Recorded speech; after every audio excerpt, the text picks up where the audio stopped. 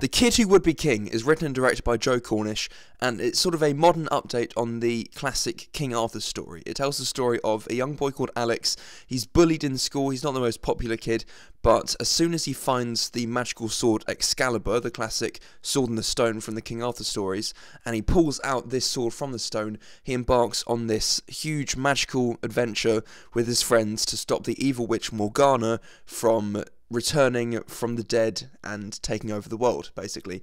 I really enjoyed this film. I just enjoyed how innocent and charming and fun and just purely enjoyable that it was. It was such a fun throwback to just old-fashioned adventures. It was a really fun modern twist on a classic story. The young boy Alex is played by Lewis Ashbourne Serkis, who's the son of Andy Serkis. I really enjoyed his performance. As the main character, you know, he has a lot to go through. I really bought into all the emotions that he was feeling. He was, you know, rousing when he was trying to, you know, raise up his friends to fight in his army.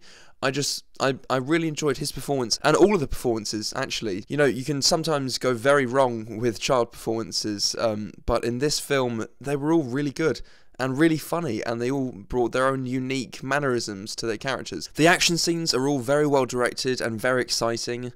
The scene stealer, by far, is young Merlin, played by Angus Imrie. Just from his introduction, you know that he's going to be such a fun character. Again, his mannerisms are so funny, the things that he has to say. Whenever he's in the film, it's fantastic. I really liked it. Patrick Stewart plays the older version of Merlin, and it's just strange because he's barely in the film, and it was just really funny to see Patrick Stewart show up. He's good. He's not given anything special to do, but yeah, it was just, I don't know, a nice surprise to see Patrick Stewart. The musical score I also really enjoyed. One piece in particular, I'm pretty sure it's Merlin's theme. I would have to check that, but it plays whenever young Merlin is doing something cool. I just really enjoyed the musical score in general, but that one composition in particular. The magic in this film is also really cool. The CGI, for the most part, is good. There's one bit where Morgana turns into this sort of dragon creature, and it's not the best.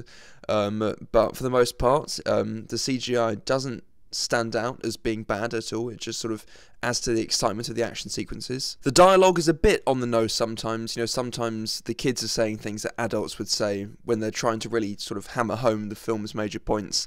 It didn't get on my nerves. It just sort of stood out sometimes, you know, when these kids are saying all these speeches that, you know, typical kids wouldn't normally say. But still, there was just something that I really enjoyed, something very sweet about these kids just having fun and going on an adventure. It was a nice magical twist on the coming of age story, and I just, again, I keep saying that I really enjoyed it. I just really enjoyed this film all the way through. It's got all the things that I want in a film. It's got action, adventure, heart, humour, just solid emotion and really fun performances. So yeah, as you can tell, I had a really fun time with The Kid Who Would Be King.